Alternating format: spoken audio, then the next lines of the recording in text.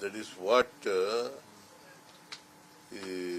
D.K. Shivakumar said it, and I am also said the same.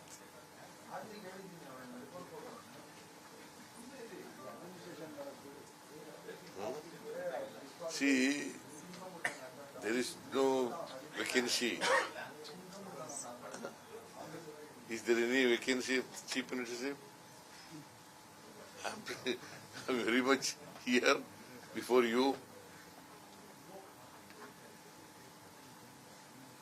I am the chief minister of Karnataka.